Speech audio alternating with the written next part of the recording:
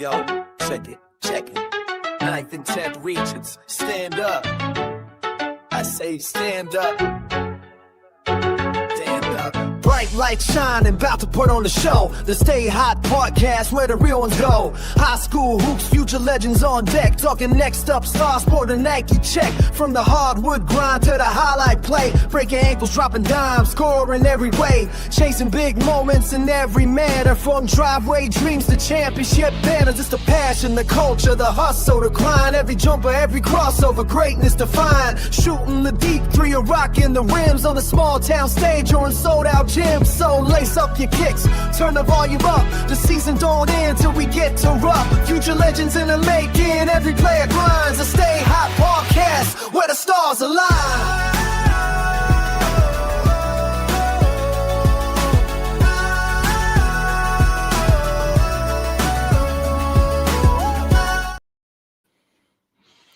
Welcome back to the Stay Hot podcast. I'm Coach Patrick Kelch, the head varsity basketball coach of the Pendleton County Lady Cats. I told you guys last week that I wouldn't do many girls high school basketball shows because I am a little bit biased, obviously. I think we're the number one team in the region, and I think our 5 starters are the top 5 players in the region. So obviously you see why that I won't do many girls shows, because I can't let my bias show. But no, with it being so cold outside right now, it's only one way to kind of beat that, and that's to come in here with me and stay hot. Or you can be like my daughters. They left for a cruise today to go to the Bahamas. So they thought they would stay warmer at the Bahamas than they would with the Stay Hot podcast. But as you're aware, I disagree with that as well. But no, welcome in. I appreciate you guys joining me Sunday night. I'm a big advocate of women's basketball, not just at the high school level, but also at the collegiate and professional levels. I think girls basketball right now is an exciting time. Caitlin Clark is really not just Caitlin Clark, but Paige Beckers. I mean, you can probably throw in a lot of players have really brought a lot of excitement to women's basketball, and it's really made it really fun to watch. So even before that, I was a big fan of high school girls basketball and never really thought they got enough publicity or nobody really talked about them enough. So one of the reasons I started this podcast 3 years ago was to promote high school athletes, promote high school coaches. And one of the ways I thought I could do that in a positive manner was to, through this podcast. So I'm not going to give you any of my personal rankings and stuff in the girls side tonight. What I'm going to do is kind of go over kind of the 10th Region Girls Coaches Association. And I will put a little bit of stock in their rankings because those rankings are done by the coaches that see these players on a nightly basis. There's so many media outlets out there now that whether you pay to be a member of their site or whether you want people to subscribe to your site or however, you go about doing that, a lot of times these people that rank these players and teams don't really get the opportunity to see them play. And the one thing I can tell you about, these coaches in the 10th region, they take it serious about ranking players and promoting, girls athletes. That's one thing we talk about at our coacher meetings is to, even if it's not your player, still promote other players like on a state level. And that's something that we've done recently, with the rankings for the, Lexington Herald or Louisville Courier Journal and things like that. So, but with that being said, I just want to also remind you that next Sunday we'll get back on track with the boys 9th and 10th Region podcast with Evan Dennison. He was on vacation this week, so I thought I would fill in this week with just a women's show. I got a lot of private messages, direct messages, text messages. Some of the coaches I saw at the association and our 10th Region Media Day at Harrison County, they talked about how they always enjoyed it and wanted me to do a girls show. So I thought today would be a great time to do that. I will also do some throughout the season. Once more goes on, we start games tomorrow. And if I'm not mistaken here, let me pull this up real quick. I got to find it here, what I've done with it. But we've got Tomorrow, we've got several 10th region teams starting the season off. Augusta goes to NCC. Coach Dana Bach will get her first varsity game under her belt at Newport Central Catholic. Coach Aaron Stamm and Bishop Brossart will host Baden out of Hamilton, Ohio. Paris will host Beechwood. Bourbon County will host Bryan Station. Nicholas County will travel to Bath County. And then St. Patrick goes to Robertson County. So we got several teams that start their 25-26 campaign, tomorrow night. And, we want to wish all of them the best of luck. I will probably be tuning into NFHS or maybe one of those games live. I will definitely be sending an assistant coach to check out some of those teams. Most of them are on our schedule. So that's coming up, busy time of the year, and I couldn't be more excited about it. But let's jump right in. Way this is going to work is I'm going to kind of go over the team rankings here of what the coaches, who they felt were the top 10 teams in the region. I'll also have go over the third, second, and first teams. And then again, I have some coaches coming on with me tonight. Aaron Stamm, the new coach at Bishop Brossart, he'll be joining me at some time tonight. I got Jay Fight from Mason County. Coach Fight's going to be joining me at some time tonight. So we got a pretty exciting show tonight, and I couldn't be more excited about it. So without further ado, let's get started. In the 10th region preseason, how this worked was each coach was given the opportunity to send in their top 15 players in the region. There were no players that were nominated by the coaches. Each coach just voted who they felt like their 15 best were, and we also listed our top 10 teams in the region. And then every association needs a guy like Mike Murray. Mike Murray does an awesome job for us, and he puts together our media guide. He organizes our media day. He does a lot with our all-region teams, our Hall of Fame. Mike Murray's just, he's an MVP. And before we're done tonight, I'll show you what he does for no pay and no recognition. I'll show you the media guide he put together for each team and just how elaborate that thing is. But number 10 team that was voted on by the coaches consensus was the Paris Lady Hounds. Coach Aaron Speaks. If y'all remember last year, Coach Speaks, they were kind of the talk of the 10th region early on. They started out winning their first 13 games. And we all know the 40th district over there and how hard that district is to get out of and, to play in the regional tournament.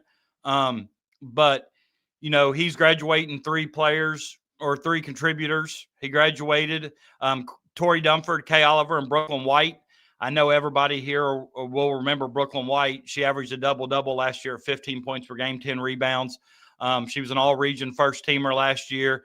Now she's playing at Transylvania University, and it was really cool. Not too long ago, I saw her, she scored her first collegiate points at Transylvania. So I'd like to say congratulations to Brooklyn on that. She was a true competitor and a nightmare for any coach to prepare against. This season, I think Coach Speaks is going to have a little bit different type of team. He's not going to have a Brooklyn White in the middle that can somehow take a lot of pressure off your perimeter players. But he does return Jemiah Bell, Kyla Crutcher, and Molly Mason. Molly's the returning leading scorer at 10 points per game. She averaged double figures last year with Brooklyn White. And I think all 3 of these girls benefited last year from having a Brooklyn White, because anytime teams doubled the post, that made their shots on the perimeter a lot easier and was finding themselves a lot more open. But Coach Speaks, I think, last few years, he's been the coach of the region, the 10th region, multiple times. If anybody can figure out a way to play without a post player in there, and I'm not saying without a post player, but without a Brooklyn White type post player, I got the confidence that Coach Speaks can do that. But Paris comes in at number 10. Number 9 was their same county, same district, Bourbon County. The Lady Colonels, and this is a team that I've paid close attention to because that's who we open up with on Tuesday night. The Colonels will travel, the Lady Colonels, I should say, will travel to Pendleton County. But they also graduated quite a bit. Morgan Howe was another post player in that district. She averaged 9 points, 12 rebounds last year. And they also had good guard play with Riley Hunt, who also graduated. But Coach Highlander, going to have to find a way to replace that production from Morgan Howe. Although she does have another good post player in Reagan Ring. Reagan, I think, contributed a lot of not only experienced varsity minutes last year, but points and rebounds. And but a lot of the focus on this team is going to be through 8th grade sharpshooter Kendall Harden. Kendall's the younger sister of Lakin Harden. And I think if, those of you that have followed the 10th region for some time now remember Lakin and what kind of player she was at Bourbon County. But Kendall was an 7th grader last year, and she led the team in scoring with about 10 points a game. She made over 63 pointers. I watched their scrimmage this year at, I think when they played at Breathitt County, and she has unlimited range. I think she made 3 threes on the second quarter, and every one of them was anywhere between 27 and 31 feet.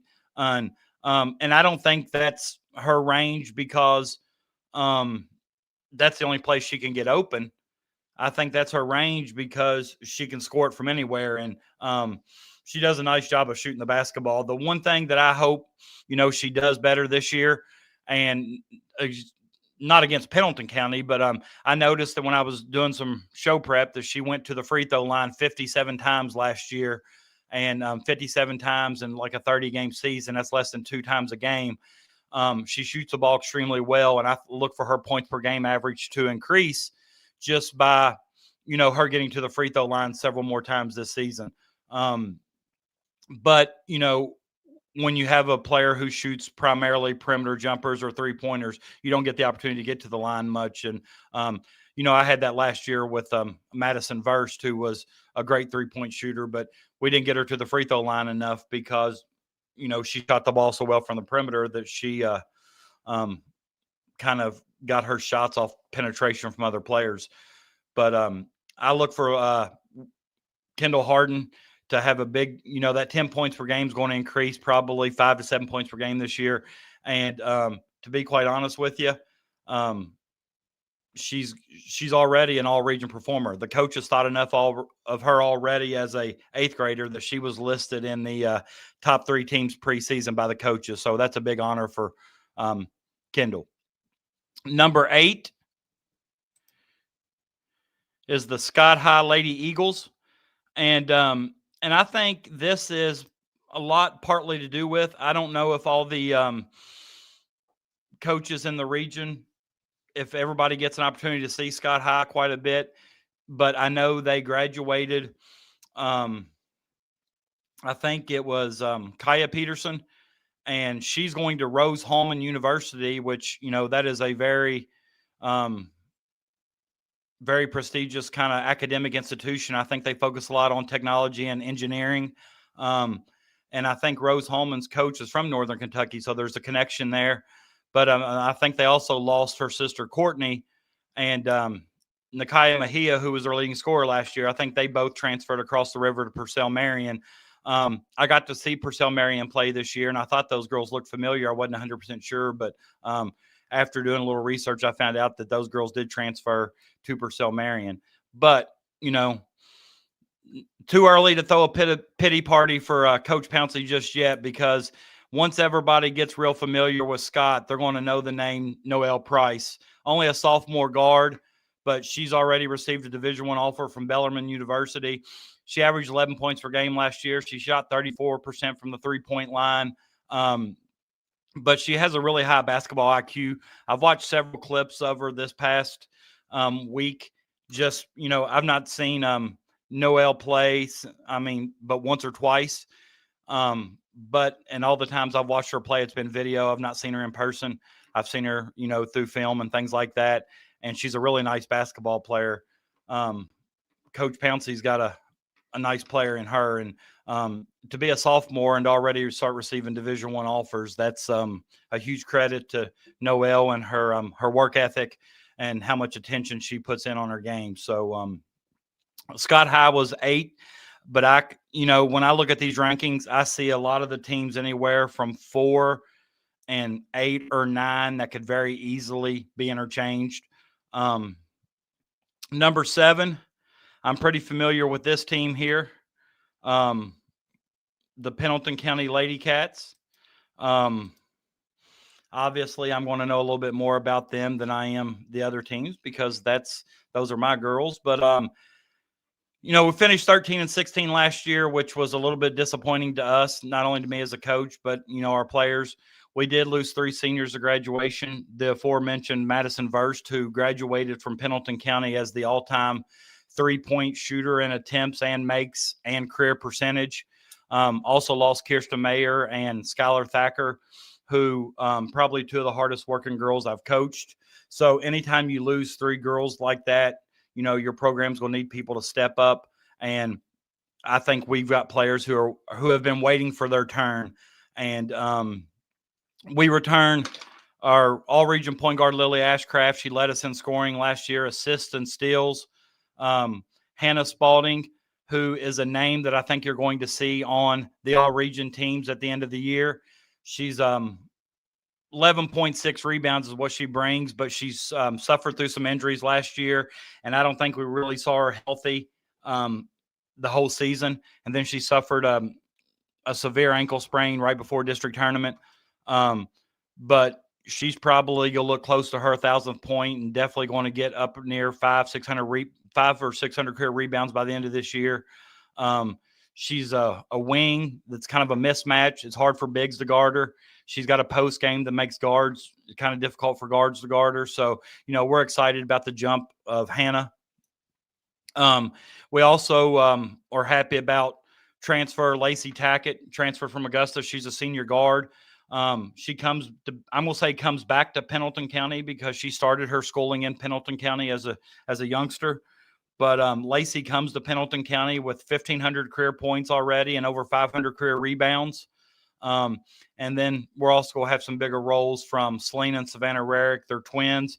We got senior post players, Lily King, and then we have a junior post and Kylie Dunn. And Kylie's broken her hand this preseason, so she's going to be out, hopefully return back before Christmas.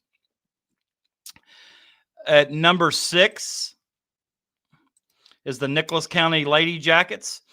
And I actually think Nicholas County in some polls have been ranked as high as 4 or 5. Everybody knows Nicholas County has Maggie Simons. Nicholas County did win the 38th district last year. Maggie led the state in scoring 30-plus points a game. I kind of expected a Christmas card from Maggie last year. I mean, she dropped 49 on me, I believe, at Nicholas County in an overtime win. So, I mean, I'm partly to contribute for some of those points. But Maggie averaged 30.4 points per game. She also averaged over 10 rebounds, so she's a double-double. She got her first Division I offer this season, which we'll talk about a little bit, or this past off season, which we'll talk about a little later. They had a transfer from Montgomery County and Laura Lee Orzen. She got to play some varsity minutes at Montgomery County before transferring. They also returned Sydney Sexton, who started as a 7th grader at Nicholas County, and now she's will be an 8th grader, I believe. And, she's primed and ready for a good year, a very good rebounder, very good defensive player. But she, what I think the people are going to be surprised about are the group of 7th graders that Coach Martin has in Carlisle. And I think they've won like back-to-back state tournaments. And I'm not going to get into mentioning all the 7th graders, but I know there were a couple that played against us this summer and they have a really good feel for the game. I thought maybe the varsity game, the speed of it and how much it changes would really maybe throw them off a little bit. But honestly, they adjusted really well. They will also have Caroline Banks and Vella Dunn, who both contribute at the guard position. So Coach Martin, has every reason to be excited for basketball in Carlisle this year. Anytime you return Maggie, who led the state in scoring, she's only a junior this year, and you're adding some pieces around her.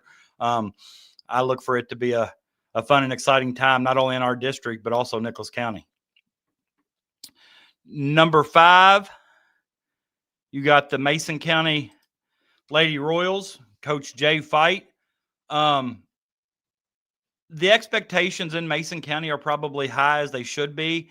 I think he returns his entire roster from a 21-10 district runner-up team last year. They're probably a top 5 team in the region, but could very easily end up a top 3 team in the region. Well coached, very quick and aggressive style. But they're led by their floor general and point guard Amira Reed. I still don't think Amira knows yet just how good she can be or how good she is. Every time I talk to her, every time I watch her play, she still seems a little timid sometimes at shooting the basketball. She shoots it really well. She averaged 15 points per game last year, and that was honestly probably could have been a few more points per game if she shot the basketball more. She is their leading returning scorer. Lexi Young, 11 points, 9 rebounds per game. I saw recently where she's committed to run track at a Big Ten school, which we'll talk about a little bit later. I've heard rumors of her not playing, just to get healthy for track, which would be a huge loss for Coach Fight. Maybe that's something we'll talk about when he gets on. They also return Olivia Hughes, who had 8 points per game, Carly Buttery, 6 points per game, and Adrian Downs-Perry, who last year I really think stepped it up a bit. She shot 42% from the three-point line, which is a big increase and a big weapon to have on the floor when you're trying to create space. And I also look for them to get some production this year from junior guard Kylie Kirk. I look for her role to be a little bit expanded as well. So the top 5, at number 5, you have Mason County. Number 4, according to the coaches of the 10th, is the Montgomery County Lady Indians. Coach Jordan Perry, he returns pretty much his whole roster. I think he had a senior last year who didn't finish the season. And but everybody who finished the season, I think, with the Lady Indians return. He's got multiple players on the all-region preseason list, mainly Addison Terry and Bailey Warner. They're the team's top 2 leading scorers. He's got a guard in Reagan Mays. Her father is the coach of the the boys basketball team in Montgomery County.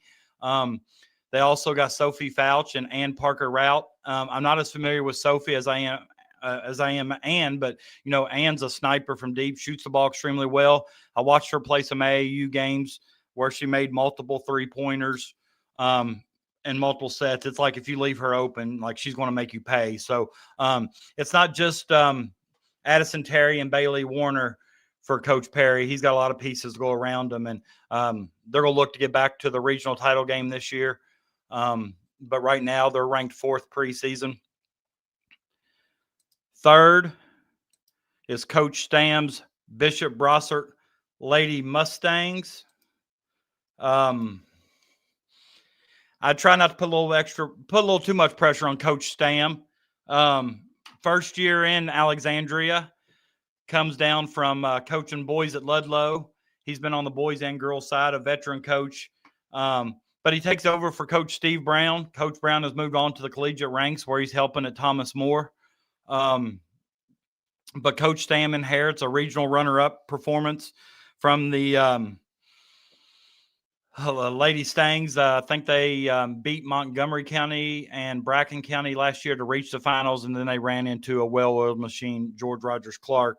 They had a 26-8 record last year. They graduated Zoe Myers, their point guard Woosley, and Ellie Clift. They all graduated, but they return first-teamer Kylie Smith, who pretty much is a do-everything type player. She plays both ends of the floor. She averaged 15 points per game, 6 rebounds. I think she led Brossart in both those categories last year.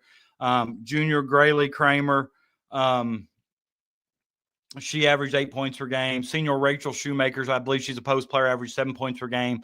And then Zoe Myers has a sister, Lily, who I think after talking with Coach Stam and listening to Media Day at Harrison County, I think big things will be expected out of Lily Myers this year if Bishop Brossart's going to return back to the regional finals and win another district crown. The 37th district's almost as tough as the 40th. Brossart, Scott, and Campbell County, those 3 teams battle every year. speaking of Campbell County, Coach Davy Johnson and his Lady Camels, they were district runner-ups last year, I believe, to Bishop Brossart. And I think if you go back and look, I think they played 3 times last year, maybe twice or whatever, but every game is like an ESPN Instant Classic. They graduated a couple players. Alicia, I don't know if it's Appel or Apple, but also Macy Peoples. I'm more familiar with Macy. She started 5 points, 4 rebounds. But, he returns a star-studded roster led by Isabella Josaria. She scored 15 points per game. And they have a very, very talented young group that all played in 25-plus varsity games last year. So they'll have Kendall Oggs back, who I think made one of the 3 all-region teams preseason. Faith Whitford, Addie Davis, Madeline Barbian, Josie Feedback, Stella Brockman. I just remember coaching against Feedback and Brockman a couple years ago when maybe they were 8th graders and thought then just how talented they were. But it's a squad looking to reclaim Alexandria and also make it back to the regional finals. And I think Coach Davy Johnson talked about that at Media Day. So, and let's go here at number 1. I have to find it. I'm only allowed so many clips here. Then I have to start adding. And I don't think it's any secret who number 1 is, but we still need to add them up. George Rogers Clark, and out of the 40th district. And I didn't really go back and look, but I think it's been a while since they've lost a 10th region game. They were 28-8 last year. They were the state runner-up to Sacred Heart, who, if you follow girls basketball across the state, you're pretty familiar with Sacred Heart and, how good they are. They actually graduated Miss Basketball Zakiah Johnson, who is a starting freshman at LSU this year, who is a top 5 team in NCAA to start the season. So I've seen some polls where GRC is ranked number 1 to start the year, but the one I've recently saw had them number 2. But they lost Sierra Byers to graduation at 10 points per game. I think she's playing at Michigan now. I've seen her on TV a couple times already this year. Jalen Green was also 10 points per game. And they also lost 2 other role players, and Amaya Maxwell and Madeline Settles. But Coach Robbie Graham's got the cabinet stocked again. Point guard Kennedy Stamper, who's just a junior. She's already committed to University of Cincinnati as a junior. Anaya Chestnut returns from injury this year. She only played in 11 games last year.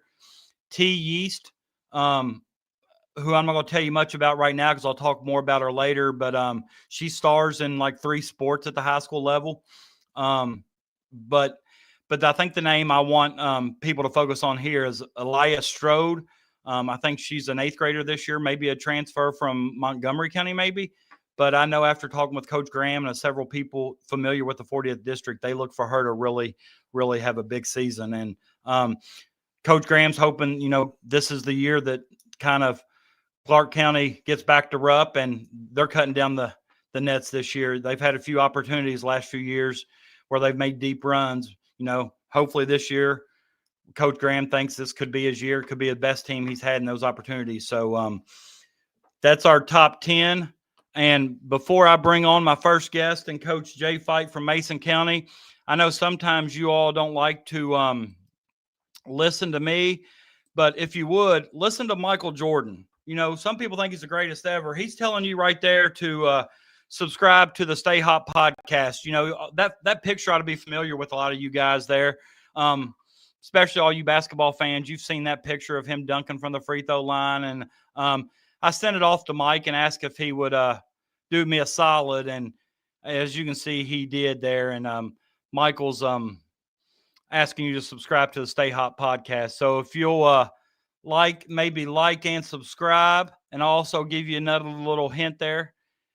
It just helps me out a lot if you like and subscribe it. So I appreciate that. But let me get Coach Fight on here.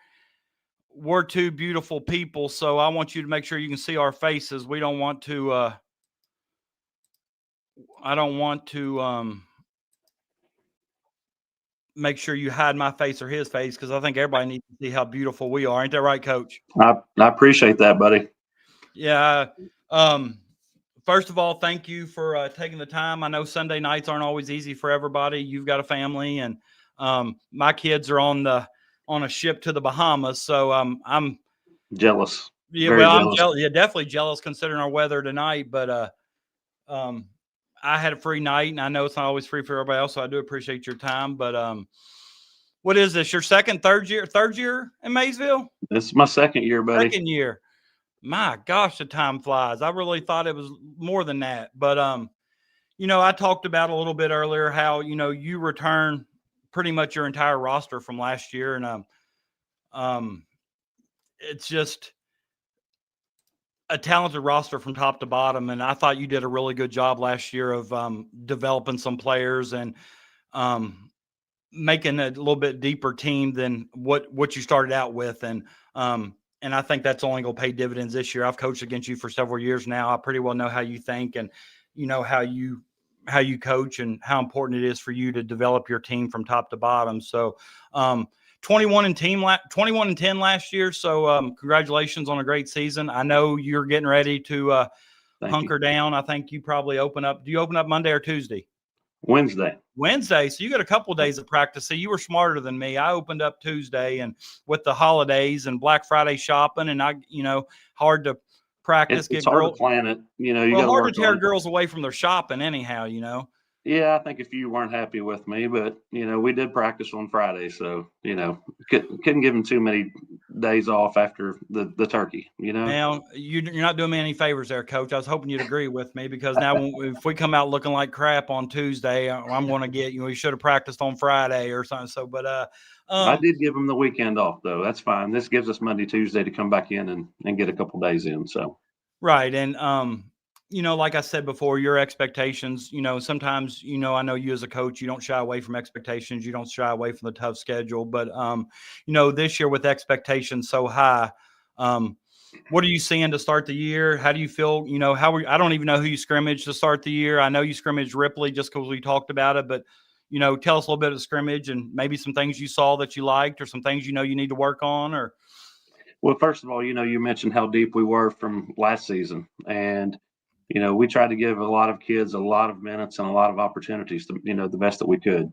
We didn't have a lot of JV games when I came in, when I come in last year. So we tried to schedule a few more of those. We tried to do some freshman JV games, just to try to give them some more opportunities because I knew that we were going to need those kids. And it's kind of hard to keep them hungry, as deep as we were even to begin with. We had pretty much the same starting lineup coming back from the previous year.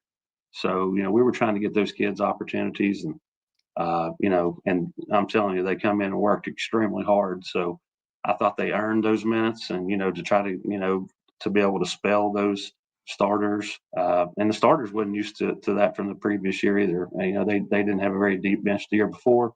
So last year we were really working on developing that. And I think, throughout the summer that paid off for us. So I'm just going to go ahead and touch on the elephant in the room here that you mentioned earlier. Lexi will not be playing this season. She's decided to not play, which this summer she didn't play, and when she committed to Indiana, we're all super excited for her. And when she came in the weekend after she committed, I told her, "Hey, you're the first Division I athlete I've ever coached, and very excited about that opportunity to get the chance to do that." But she's had a lot of other things going on. Her father was extremely sick, and unfortunately, he lost his battle with cancer a couple of weeks ago. And she just had a lot going on, and I think that she made this decision for her, and I hate it. I know that her teammates hate it. It's hard. You're not going to replace that type of athleticism, that type of length, and that experience that she had as well. So that alters several things that that we had planned on doing. But we did have the summer because she didn't play this summer with us either. So it kind of gave us that opportunity to just kind of see some different things. And and see some ways that we may play. And we're probably going to be figuring that out throughout the season as well. Yeah, because like you said, and I hate it for you. I hate it for Lexi. And but when you commit to a Big Ten track program like Indiana, she probably wants to go to Indiana and be at her best. And I know she's suffered from some injuries in the past and some basketball missed games. I know she's got a lower back, or I know she has a back injury of some kind. I think we've talked about that. And Right.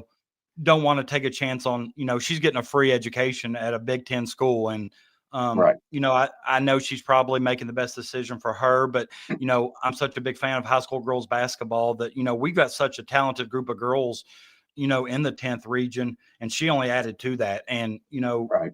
I just know for the past 2 or 3 years, I could always count on, going to Mason County or Mason County playing or come to Pendleton or wherever. And she'd be at the top of a 1-2-2 half court zone or a 1-3-1, and her length and quickness and Right. her jumping ability, athleticism is just like, she'd get 10 points in transition herself. And it's just, and my girls are coming like, Coach, what do you want me to do?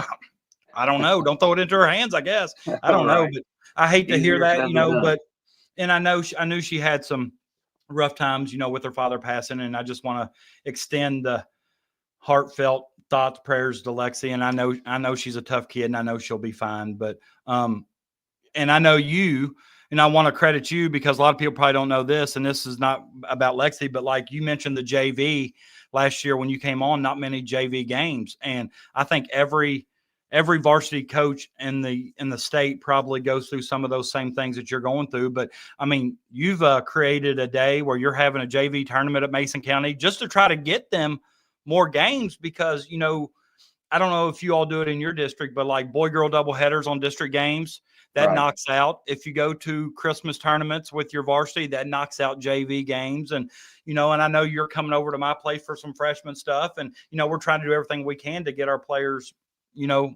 more games and more experience so they can come and help at the varsity level.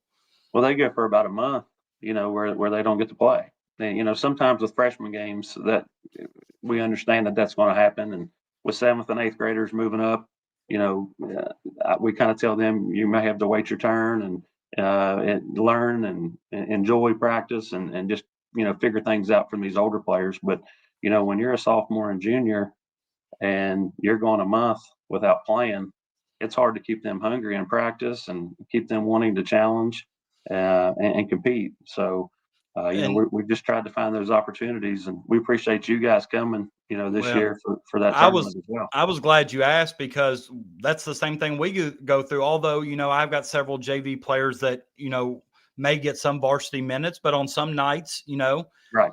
depending on the game situation, there may be some that don't get any varsity minutes. And without a JV game, how much did they really develop? So I was glad you were doing it, because that helps us out a lot, just with, and it ain't about winning and losing. It's about getting them time on the floor, because, and you probably see this in practice as well. When your varsity's running offenses against your JV, or you say your varsity's playing man-to-man against your JV running offense, and JV can't get it past half court, and, they need time against other teams. Right. And, you look really good in those situations, right? And then reality smacks you in the face. Well, we had to back our kids off of each other just a little bit, because we felt like we had 8, 9, 10 kids really competing for time. And it was, and you challenge your kids and say, hey, that we're not out here to be buddies right now. We have to push each other and get better. But then again, we had to say, a week or so, a couple of weeks ago, we had to say, all right, we need to back up just a little bit and keep in mind that we need to take care of our teammates as well. So I love the competition. I love how hard they're competing. And but like you're mentioning, we're happy to get our young kids, throw them a bone and make sure they're getting as much game experience as they can get as well. Right. So we're looking forward to that tournament. And I agree, because and they need to play against teams or players. And it's not, like I said, when I say play against players and teams they can have success against, that doesn't necessarily mean win. It means that they can get into an offense, they can run an offense, they can set a screen, or it's, and I think, we've got a pretty good freshman bunch. And I think as 8th graders last year, they won the conference they're in Northern Kentucky, but they hadn't seen the speed and quickness at a varsity practice, and they're struggling sometimes to adjust. But it's overwhelming for them, and they figure it out. It just takes some time and all the opportunities. And I think sometimes too, I think it's new for some of them just to run a set offense. Yeah. Right. But so Amira Reed was selected preseason second team all region, which I've been high on Amira for some time. And I mentioned that I'm not so sure Amira knows how good she can be, because I still think she passes up some opportunities. I know you probably feel like there's some opportunities that she passes up and so forth, right. But she tell me about Amira. What you expect from her, or what are your expectations of her? Well, first of all, I think she's really grown, just off the court as well. I mean, her leadership has changed, just coming in, the way she approaches things on a daily basis. I think she's I think things have come easy for some of these kids with their athleticism in the past. And I kind of talked to them about that. When you're in middle school, it's easy to throw a press on somebody and just go shoot layups all day long. But, you get to the high school level and you get kids that are skilled and they can handle the ball, they can handle the pressure, everything changes. But I think Amira has really grown tremendously on and off the court. I think she's getting a true enjoyment and knowing this is her senior year of just coming with some enthusiasm and some excitement. And, my biggest encouragement to her, especially you probably even saw it throughout the year last year, was don't just settle for the three. Let's try to get to the paint. And she's a good passer. She does a great job of advancing the ball in transition. But we're trying to get her to get to the paint and see opportunities to score into the paint, get to the free throw line, but create for her teammates as well once she gets there, because she's going to draw a lot of attention. So she understands that, we're trying to do that. And, she's getting better with that. I think it's been kind of one speed for her, let's go. And so we're trying to give her that change of pace, and because she's extremely quick, extremely fast with it. But yeah, like you mentioned earlier too, she knocked it down from the 3-point line. There were some times last year she just got hot, and I'm a guy, late game situations. I'm pretty big into certain things and the way that things have always kind of been, but I might be like, man, that's a bad shot. Oh, that's a good shot. It went in. So, yeah. We had to live with that. Coach, you didn't have any confidence in me, she would say. And I'm like, oh, yeah, I had confidence. But, we got to know our times. Well, and I think sometimes the opposite of that, I think we have more confidence in them than they have in themselves. And, you also, and I don't think people, unless they watch a lot of girls basketball, realize, also how important Olivia and Carly are to your team and the roles they play and how well they play their roles. I was really impressed. Olivia shot the ball really, really well this summer. The times I saw her, she's going to go up from her 8 points per game average, no doubt in my mind. But just the little things that Carly, I don't know how tall she is, 5'5", 5'6", maybe, but I think she plays 6'5". She's 5'8" or 9 on the roster, but it's, okay, 5'9", but okay, she plays 6'9". Yeah.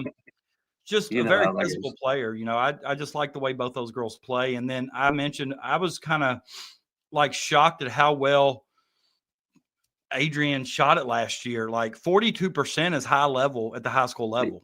And it wasn't like she just shot 10 threes. I was sitting here looking. She shot, I can't remember either right off. Yeah, she shot close to 73s, which is about 2.5 a game. And right. But there's games she shot more than others. But to shoot 42%, that's getting it done at the high school level. Well, that's the thing, with Lexi not playing, we're smaller, and there's no secret, we're not going to be afraid to put it up, and but I want them to take good ones, and you're mentioning Liv, and I've got absolute confidence in her, and I have been fortunate to coach some good shooters, but Liv ranks up there with the best of any of them, and she's long, she's a little taller. So that gives her an opportunity to get some shots off that some others may not. And she will pull from deep. Some of those are most kids, I'm green lighting that. If we have a good kick out, I mean, she has a green light, and she knows that. And I think her and Amira both made over 63s last year. I've never had two kids on the same team do that. And so like I mentioned, you've mentioned some other kids as well getting to the free throw line. You mentioned your player from last year. We need Liv to get there as well because she shoots the ball extremely well from the free throw line. So late game situations, if we manage to be in the lead, I'm going to love to where we're at with that because we got kids that can handle and kids that can knock down free throws hopefully, and we can finish the game. Coach, she shot 85%, but she, like you said, she only shot 20 free throws last year, which is obviously less than one a game. But shooting 85% from the line, I believe Yeah, and she's going to get more opportunities this year. I mean, I think her role will change some in certain lineups about where we're going to have her on the court, and so she'll probably be getting fouled a little bit more often, and obviously she's going to crash a little bit harder. Everybody knows that they're going to have to step up their game to do that, and she's going to be one that we expect to do that. Now, Carly can do a lot of things that people don't know yet, and I kind of talked to Carly this summer because she played excellent basketball, and I just told her, I said, you did some things that I didn't know that you could do. I mean, I had you for a year, and sometimes you just don't see those things. I mean, you come in and you're trying to put some new things in, but you're also trying to let them be who they have been, and they've been successful with those things. But Carly, she does a lot of different things well, and I'm telling you, she shoots the basketball extremely well too. So, I expect her to pick it up. And then AP, we keep mentioning her, and I just tell her, look, my biggest thing with you, AP, just make sure you have your feet right and you have your feet ready. And that was a big thing with her. She didn't have confidence in that, but I'm like, listen, we're going to play this way. I want you to be ready. And then I think she hit 5 threes last year in the 2A against Brown. And, really, she was 5 for 5 is what she was. So she really surprised Brown. But, I think from that point forward, she just had a tremendous confidence. And, sometimes that's all you need. You just need to know that somebody has belief in you. And I do, her teammates do. And well, and I've always believed that too. Like the difference between good and great at the high school level sometimes is your own confidence. Absolutely. If you believe you're going to make it, you throw it up there, you're going to make it. I mean, and I've also coached kids who had more confidence than I wanted them to have. So self-awareness sometimes. But I like our bench too. You mentioned Kylie. That's my next question. But we've got people that are going to compete for that spot, and I like Kylie's IQ. She brings a lot to the table there. She shoots the three well. She handles the ball solid. She's just a smart basketball player. Obviously she's coming from a basketball family, so she's going to know the game. But she's been very receptive, and just trying to get better, and knowing her role is going to increase. Somebody that wasn't mentioned was Ciara Fox. I mean, she's a uber aggressive player. I mean, she just physically, sometimes I'm like, see, if you just, we want you to keep your hands active, but we want you to keep your hands off. If you do that, and she's hard nosed, very tough and very feisty for, I know the offensive player would not want to see her guarding them. So, and she's, she's also developed things on the perimeter. She's shooting the basketball better with a lot more confidence. And then we've got India Ty as well. She was injured most of the year last year, so a lot of people don't know her and the things that she can bring. I mean, she has a tremendous handle, and she can get to the paint. And she's only a sophomore, so she's going to be bringing a lot to the table. She's going to continue to learn with this team and the system, what we're trying to do, and hopefully, she stays healthy. But it's going to provide some more depth. And then we've got seniors, Hallie Peffer, coming off the bench as well. We got another senior coming back was Jaslyn Shields. She hasn't played in a couple of years, but she's really done some great things in practice with a great mentality on both ends of the floor. So, there you are with 10 kids. We got some other kids as well that I won't be afraid to throw in. If we need to put them in there, if we need a defensive lineup, or we'll be ready to throw them in. And that's one thing that I think you do extremely well is, and we've talked about it, like early on in the year, I know, you're not afraid to try different things, try different people. And of course, obviously, most coaches usually cut down their rotation going into the postseason, but you're going to know who needs to be in that 7 or 8, 9, whatever range you go. And that's the one thing that I'm trying to do better. Sometimes I think I get stuck on a rotation and I stay with it too long, or I'm afraid to try something new, or, even after 20 some years of doing this, I still find myself stuck in old ways when I need to be trying to progress a little bit. But each team's different, and you know that. Yeah, and a lot of teams true. that I've coached, I couldn't go much deeper than 6 or 7. So, it's hard, and I always tell our kids, I'll tell our parents, during meetings, listen, I'm not going to coach.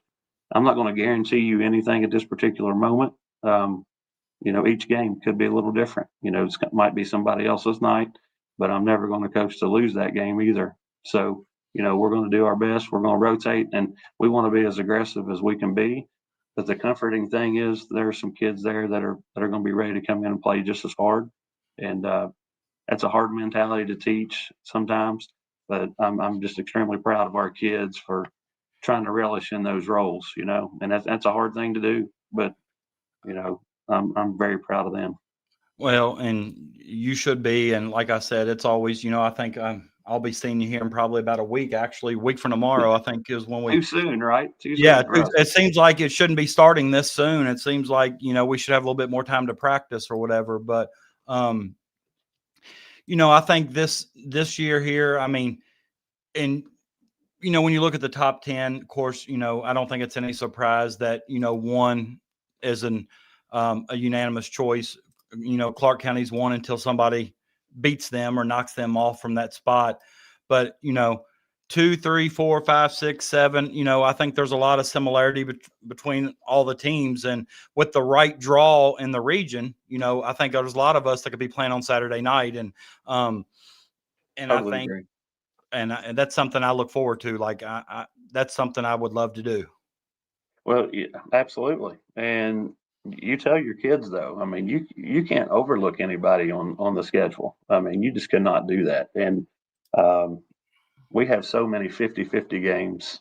We played you last year, that first week of the season, and here we had an overtime game at Pendleton, kind of an instant classic game. And, we had 4 of those last year. And because nobody's going to back down at any point, and we know that's going to happen. So I didn't realize you played that many, but I didn't realize you played that many overtime games until you'd mentioned it at the media day. And when I was going through looking at stuff here, and I think in those overtime games though, I don't know if you lost one, did you? No, fortunately we did pull them out. And which is, even great experience, to play in those tough situations. But some of those we were maybe leading and blew the lead, but we still had to find a way. And then some of those we were down 10 or 12 and, had to come back. Well, with you guys, it was a battle all night long. So, and that was one of those games. Like when you say instant classic, I remember, I think, we may have taken a lead late, and I think somebody on your team may have hit a 3 to take the lead. Then I think maybe we hit a 3 to take the lead. It was like ping pong, Yeah. And that's what you want, and that's great for your kids down absolutely. the stretch. That's what you can hope for. But you're mentioning where you're at in the region and how that falls. Listen, Bracken County put it on us last year in the district tournament, and we had nothing for them that night. They played super well. And I remember watching that. Makes the difference. We draw GRC first round, and hey, they were who they were at that point, and they took care of business. And hopefully, that's something that we put on our kids, and we want a chip on their shoulder about these things. And you don't take anybody lightly. And Bracken County has, the last 3 years they've taken care of business in the district, so that's made our kids hungry.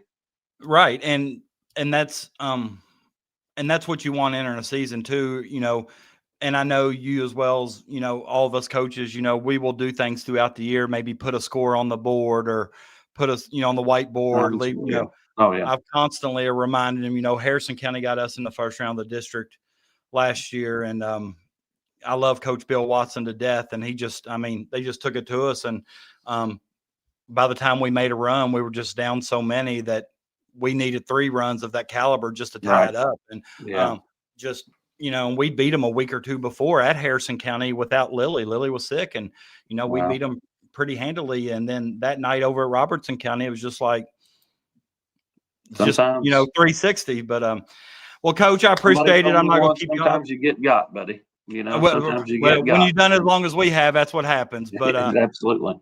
I don't want to keep you any longer. I appreciate you on a Sunday night. I've already kept you for about 40 minutes, but I could talk to you for another 40. Coach Brown from Brossart texted me and wanted to compliment you on how much basketball you know and what kind of coach you are. And, we hate to lose Coach Brown in our region, but, he's going on bigger and better things at Thomas More. But Coach, thank you. I appreciate you. Can't wait to see you next week, and the best of luck this week. Hey, thank you, sir. Thank Coach Brown for saying that. I appreciate that. But sure all the coaches in our region, these guys, they're bringing it, and their teams are bringing it. So it's going to be an exciting year, I think, for everybody. So each night could be a toss up. So I appreciate you having me, buddy. Always good talking to you. You too, my man. Thank you. I appreciate everything.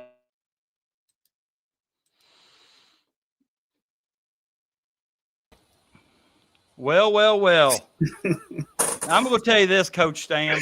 I went from having somebody on here better looking than me to now me being the better looking one on here. So you are right.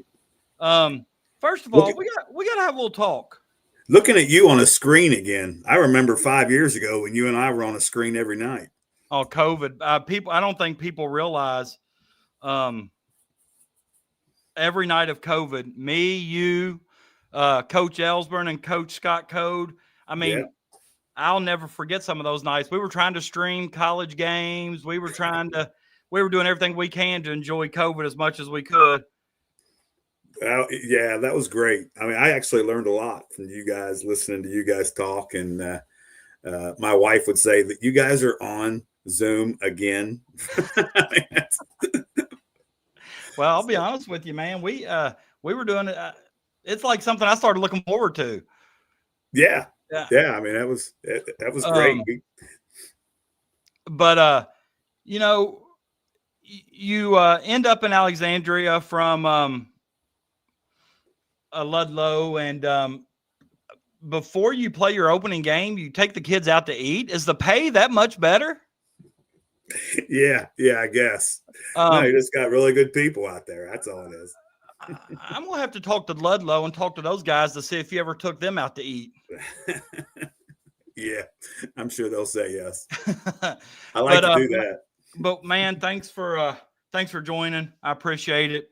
I talked to you at Media Day and told you I planned on doing this and asked you. And like I said, I was telling Coach Fight, on Sunday nights, a lot of people don't have the free time that I have. And my kids are off to the Bahamas to enjoy this upcoming week. And I made sure to tell them, don't you be sending me any pictures. We're going to be under 2 inches of snow and rain and ice, and you're going to be in the Bahamas. So I didn't want them to rub it in on me. But thank you for your time. I do appreciate that. But I don't know if you were on here or was able to watch or whatever, but the coaches ranked you all preseason, I think 3 or 4, 3 maybe. And, you lost quite a bit. Zoe Myers was an all-region performer for multiple years. Woosley handled the point guard duties and did a really good job of running the point for Coach Brown, but she was also a defensive nightmare for the other team's guard. And, you're coming in with a team that, I don't want to make your expectations any higher than what they are, and that's not my purpose, but like you went to the regional finals last year. I think it was like 26-8, maybe 20 some, how as a new coach coming in, do you handle that? That's not easy to do. Well, yeah. I mean, you've done this long enough to know. I mean, the expectations are always high, especially in Alexandria, and you just have to not necessarily create the wheel, but kind of do what these girls are pretty comfortable doing. And you mentioned Steve earlier. I mean, Steve did a great job there, and kind of laid the foundation down. But I mean, there's been great coaches at Bishop Brossart that laid the foundation well before Steve. So, you're talking many, many years of 12 or 13 All-A region championships and things like that. So the foundation was definitely laid, and these kids have come in, and we've just trying to go over like this isn't real complicated. Let's just kind of stay with what implement a little bit. We're running, I think, a lot more, trying to get up and down the court. That's just what they say, that they feel like we're running a lot more in terms of. You mean running in transition or running as conditioning? Because I remember talking to some of those girls at media day, and one of the things they mentioned was that you're being a little too hard on them over there. Well, they don't realize that the transition running, it happens both in practice and in the game. So, no, we're not necessarily running, like getting on the line and running very much, but we do transition a lot in practice. And I mean, it's what I've been pretty successful doing, and it's fun. It's a fun style to play. And, sometimes the girls look over at us and want to know what play we're running or what set we're running. And they don't realize that you're running it right now. And you're not even having to call a play. And that's a little bit of an adjustment that we're all trying to make together. Well, and I think, like I said, you may have coached boys most recent, but you've coached high level girls basketball at Connor, and but I think we all know that girls basketball doesn't not many girls high school basketball teams are what I would consider half court teams. Right. The really good teams have to get offense in transition, right? Whether it be through a defensive rebound or whether it be through, causing through a turnover or whatever. So, I mean, I totally get what you're saying with the transition, and, we're trying, we even do things in practice to where we're putting, 8-9 seconds on the clock and get a defensive rebound. I want them scoring that quick, so, that shot clock ain't gonna make a world of difference with us, because we're trying to score 3 times in that amount of time. Right. And I think that's one of the things. I mean, at Connor, I don't remember looking back on it, having that true 5 post player where you got to put your back to the basket and you got to run things off of them. Like I feel like the years that I really enjoyed our teams in terms of how we play is kind of how we are now with the Evanston girl and Shoemaker and those kind of kids that are they can just get up and down the court, soccer players that can run all night long. And that's kind of what I like with our 4s and 5s, and it kind of makes everything else kind of fall into place. And that's one thing we've been trying to teach our 5s is, when the shot goes up and you see the rebound secured, just sprint.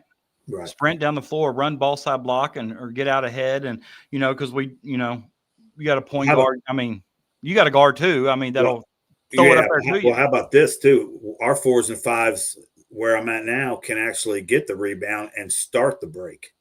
In terms of having to find a 1, having to find a 2, that makes our 1 and 2. That makes Myers and Smith able to get down the court a little bit, and then they receive the pass from them. Now you're talking, there's your transition instead of your point guard waiting behind. How many years have we seen kids wait behind? You'll get a rebound and they'll just pass the outlet. Usually it's behind and it drives you crazy. Well, now it's all an adjustment where we're working towards moving kids ahead, throwing a ball up the court, and having 3-on-2s, 2-on-1s. And you mentioned Smith. Kylie Smith is, when I was doing a little bit of research on her, of course, I didn't realize that she wasn't a senior this year. But one of the things that I also realized, she better not be. She better not be a senior. But she also, the crazy thing about it is, she also led that team in rebounding last year. Yeah. And she plays both sides of the floor. I remember, last year playing, defense. I mean, she doesn't take it lightly on the defensive end. She created a lot of transition baskets for herself, for others, just with, on the ball pressure, steals, or, she's just an aggressive ball player. And I was looking it up. Okay, she led the team last year, and I know you know this, but like points per game, rebounds per game, field goal percentage. I mean, she shot 52% from the field and shot a lot of shots, 15 points per game, 30% from the three, shot 80% from the free throw line, 6 rebounds. I mean, in any normal year, that's a first-team all-region performer in the 10th. And right now, she was voted second team. And I'm not saying that anybody on the first team's not worthy or not deserving. But to have those numbers returning, and just how high those numbers are to be on the second team, that's just I mean, and again, it's only been a short time. We got our soccer players around the latter part of October, I guess, but just as when sports change, I mean, Kylie, they lose in the state first round to Lexington Catholic, and one of the best soccer games you'll watch all season, 3-2, 2-1, something like that. And Kylie's in the gym the next morning or next day, ready to practice. Not because I asked her to be, not because those girls were all allowed and given and whatever it is to take the time that they needed. Kylie's just one of those kind of kids. I mean, she is she's a great kid to kind of sit around and talk basketball with. She just kind of gets it. I mean, she just gets it. And you're right, offensively, defensively. I'm wanting her to kind of be more of a volume shooter, which I know when you look at those stats, I'm trying to push her a little bit more to shoot a little bit more. But like I said, this has been a short sample size with her and I, but I'm really, really impressed with just what she does and how she brings it each day. Yeah, anytime you take over a new job and you've got a Kylie Smith, on your team, that helps make things a little bit different, a little bit easier. But, Kylie's not the only one you retire. I mean, I remember Kramer last year played a big role for them, shoots the ball really well. Then Shoemaker, good, like you said, good size post player, but also able to run the floor. And I'm not as familiar with Lily Myers. Now, I knew that she was Zoe's sister, but I don't think she got a lot of varsity minutes last year that I saw. And some of the games that I saw, she, if she was in, sometimes the outcome was already out of question. But I know after talking to you kind of at media day, you kind of mentioned that you're expecting big things from her. And, Right. And I know she also comes from a basketball family to where I think any expectations you put on her shoulders, she can probably handle.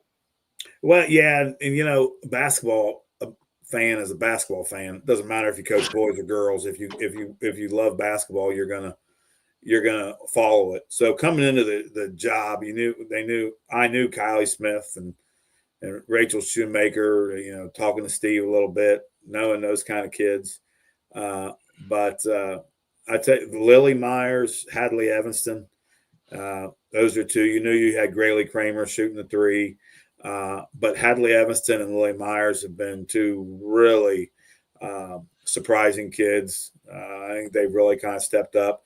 And they were very similar. Steve had a lot of talent last year and a lot of bodies. More so bodies, I should say.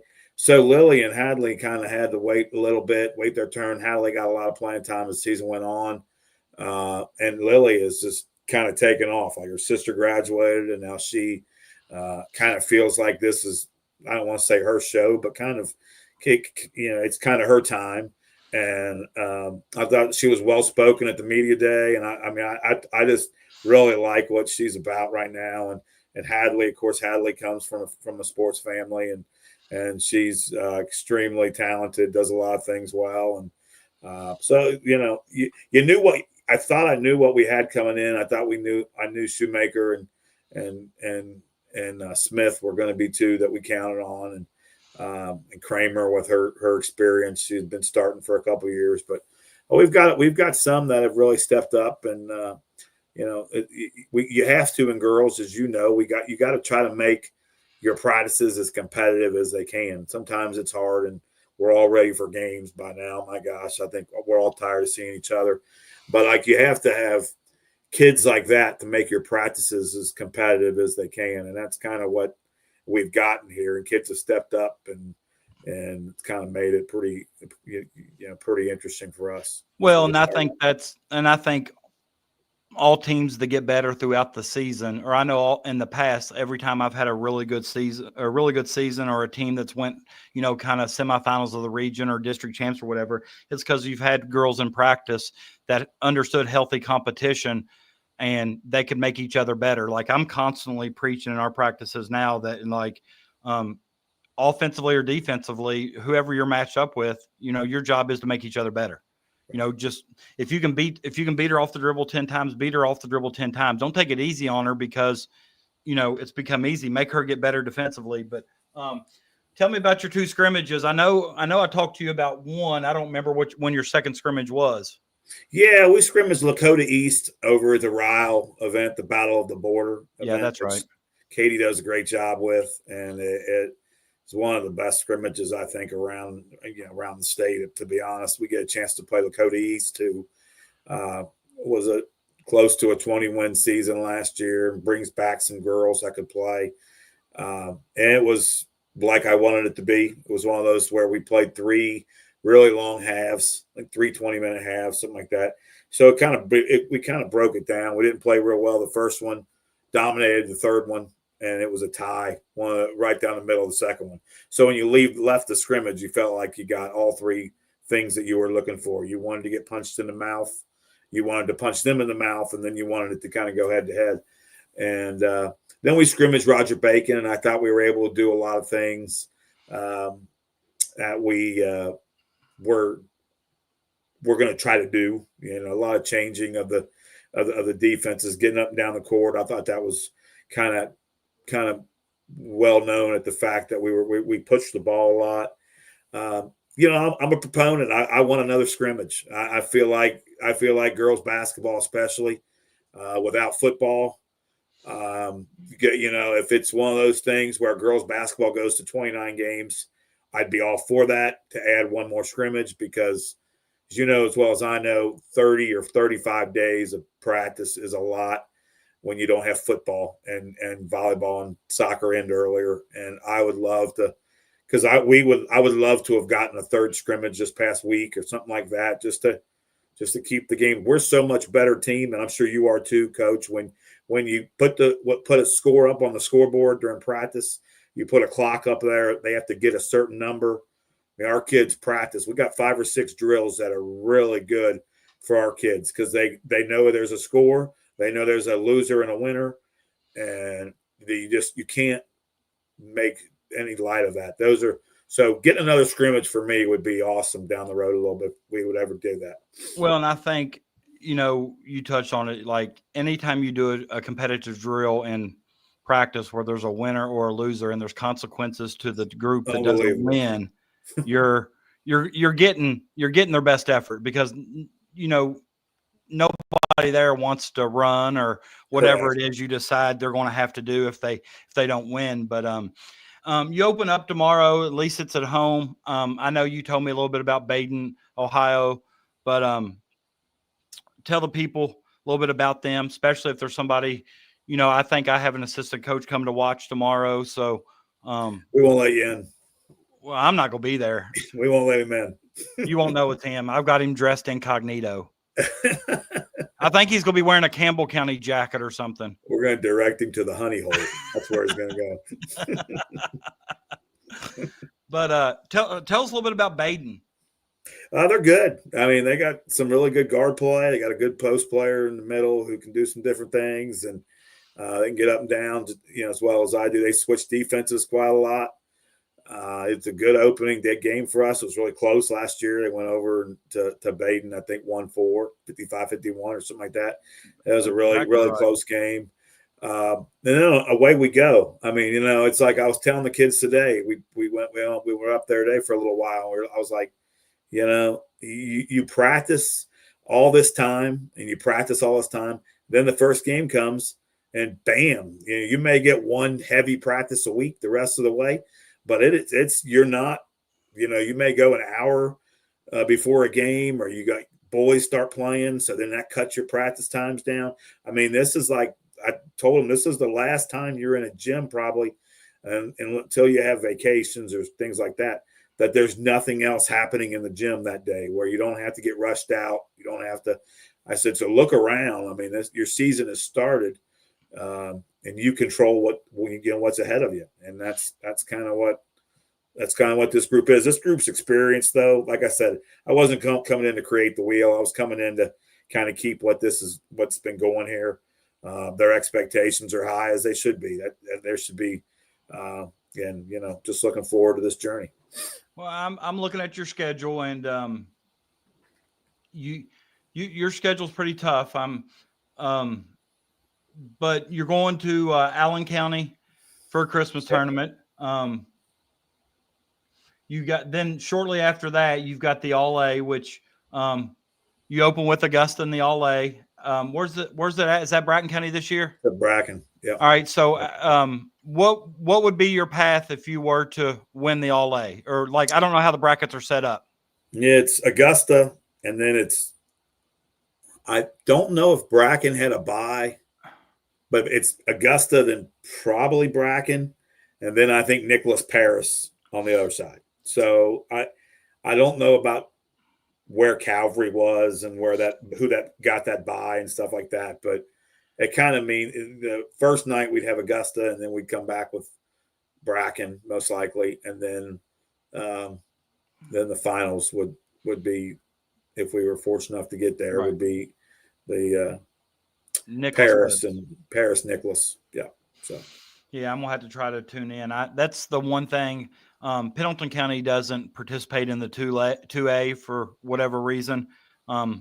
It's something that they've not done since I've been there. I'm not real sure I ever knew there was a 2A. I looked when Mason was talking about that, and Jay was talking about that at media day. I had to think about that for a minute. Well, it's not really.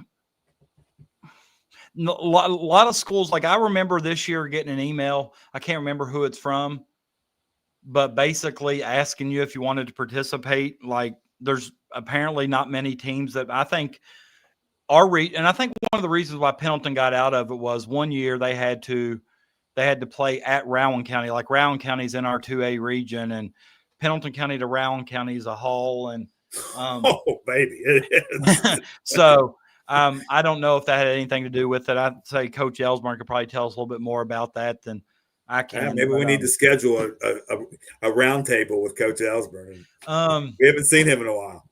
Well, I saw I did see Coach Ellsburn, and I want to compliment him on his good school picture this year that he put out there all over Facebook. So he looks nice and healthy. I miss old Sam. I do. It's early.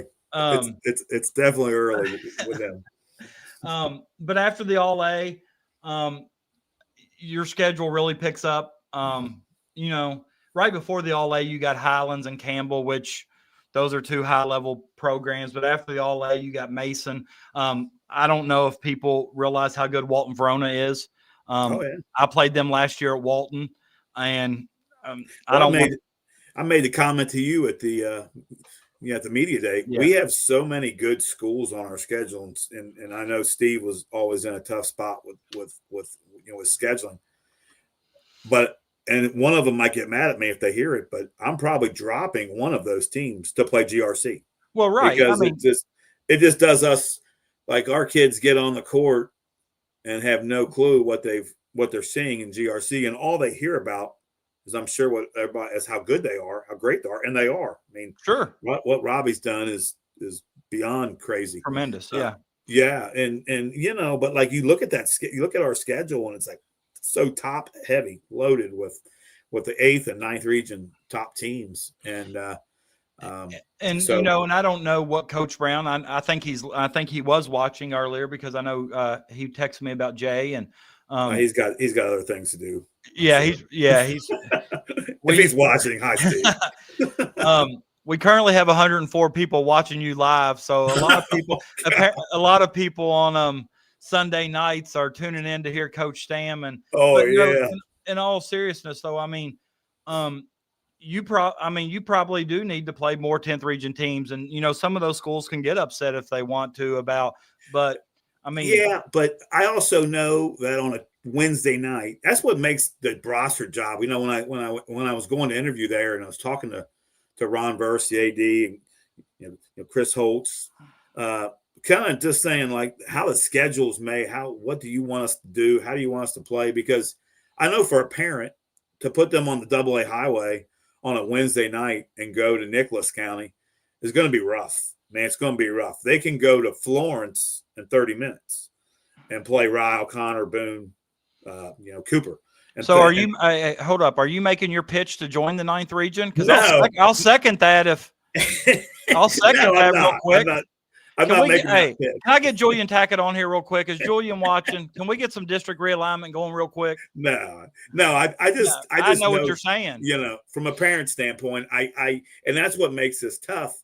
In the 37th district, we're all probably, Campbell a little bit farther out there, but like Scott, I mean, I can tell you, I'm sure Scott's parents are thrilled to death to hop in a car and go to, Montgomery County on a Monday night. I mean, so I get the scheduling. I get, Steve's outlook on it and when he was scheduling, and I'm sure Garen Parker and Kevin Bundy and all those guys prior to Steve with the same issue. So And honestly, with what you're returning and, in your district, and I said it before, and I believe it, that, the 37th is obviously one of the better districts in the region, along with the 40th. And,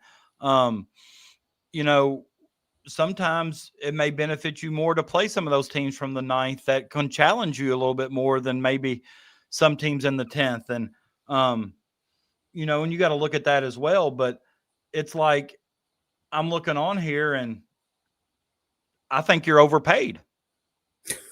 I mean, a lot of these schools are within 15 minutes of you. Right. So right.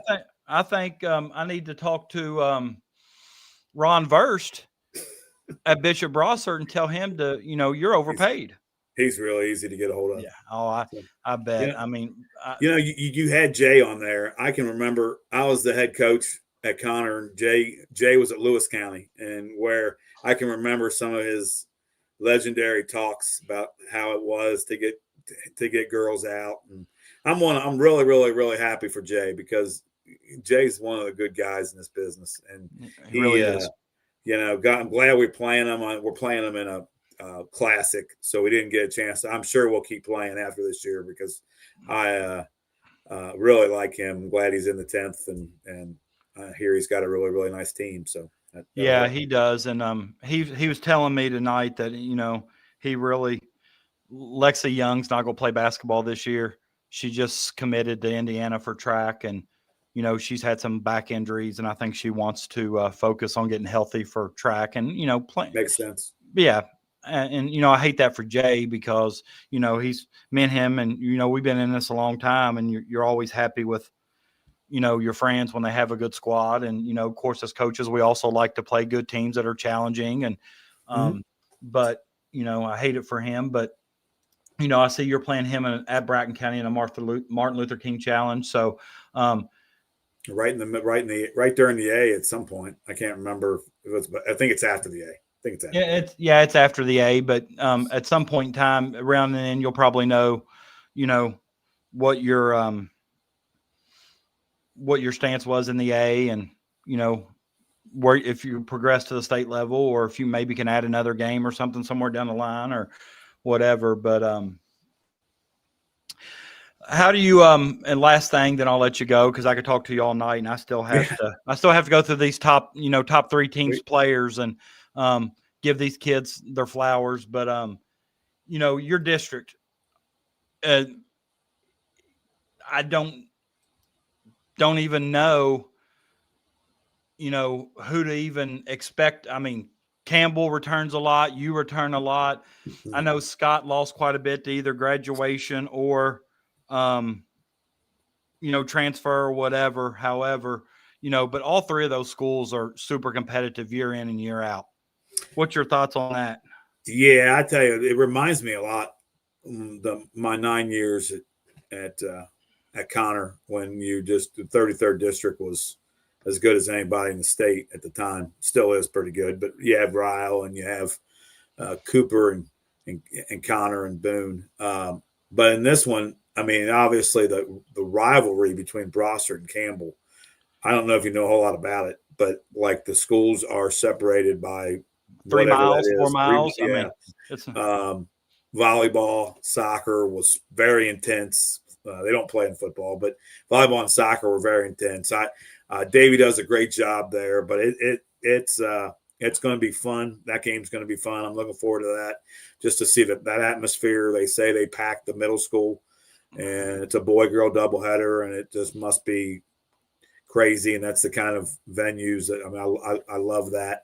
Scott's always good. Pouncey does a great job. Coach Pouncey does a great job, and it doesn't matter who he loses, and that stuff's all overrated, because sometimes we get the ones that want to be there and want to wear what's on that front of that jersey. Sometimes those are the ones you want when it comes to battle, and it's coming from somebody that has no idea about the players that are there and gone yet. But like you were talking earlier about Scott, and you were saying, they lost a couple, but you know what? They probably have 10 or 11 girls that love wearing that Scott jersey and will do anything for that Scott program. And that's what we've been trying to do with our kids. Like, you got to be proud about that, the front of the jersey, play for each other. And I know a lot of, better teams on paper that haven't won. A lot of times, like you said, in a rivalry, it comes down to that, 7th or 8th man who's getting a chance because of foul trouble or somewhat, who seizes the most of that opportunity by, just diving on the floor and securing an extra possession, taking a charge. It doesn't even have to be scoring points of, how much they can impact the game. So no doubt. I can only imagine that rivalry being so close. Those kids all know each other. Then probably some of them are pretty good friends. Some of them probably hang out together. Yeah. Oh yeah. Yeah, they are. I was talking to one of our seniors, Lucy Gaduli, the other day, and she was involved in a soccer injury with a girl or something in soccer, where she went they were kind of tangled up or something like that. And she had said, yeah, we know each other. We're really close. I mean, you're probably neighbors. I mean, that county is you're either going to Brossard or Campbell. 95% of them, I guess, unless you're heading a little bit closer to the river. But I mean, right. And, and if you come down 27, a few more miles, you'll run into Pendleton County High School. No. You're not allowed to go down that far.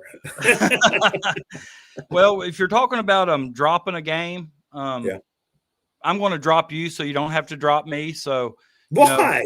You're one of the good ones. We can't drop. What am I going to do if I don't see Patrick Kelch every year? Well, I'm thinking about getting into refereeing. Oh, I'm not. It pays better. Yeah, it does pay better, and you're always a winner every night. Yeah. That check comes in, you're always a winner. That's right. Well, Coach, I appreciate it. Thank you, and I'm sure I'll be talking to you soon, and we can get it. Hey, here's the deal. I can get you and Code on here, and we don't have to stream it, so we don't have to worry about Zoom and all that nonsense. I can just send you a link, and Code may be big time in this show. Yeah, he made big time in so he's to have a chance to listen to Scott Code to get a diagram of play or doing something like that. That was some of the best times. I mean, and then you would turn around and you'd bring in like Adam Reed, and you would bring in Brian Kirk, and you would bring in some of those guys. And it was like, we'd have about 10 or 12 coaches on this thing. Hey. And we're all COVID in. We can't leave the house at that time. It was crazy. And, well, we were working on our game, sharing plays. It was awesome. Drills. It was the best. It was the best time. I look forward to Zooming at night, and you could tell we were all kind of getting back out. We were losing touch of it and it kind of stunk, because I really enjoyed a lot of the basketball talk, and I did as well. And that's something we're gonna have to look at doing again, because I did enjoy it. I really did. But Coach, thank you. I'm going to get off here and do these top 3 teams here. And best of luck tomorrow, and best of luck every game you play but December 17th. No, you as well. Hopefully you're winning it. You win all your games except for one. Right. And that's the way I feel. And I'll talk to you soon, Coach. Thank you, buddy. All right, Coach. All right. Thanks, buddy. All right. That's Coach Aaron Stam and Coach Jay Fight, 2 of the great guys in the 10th region. And I have to admit, honestly, that we do have a lot of great coaches in the 10th. A lot of guys that will help you anytime you need it, whether it be a scouting report, whether it be film, whether it be just to I know we have a lot of coaches who will also share a lot of our kids' names to colleges when they reach out and so forth. So, that was just 2 of the good ones there. We're going to have others on as the year goes along. But want to get into the 3rd team all region. Like I said, no coaches nominated players. I want to kind of get that straight. I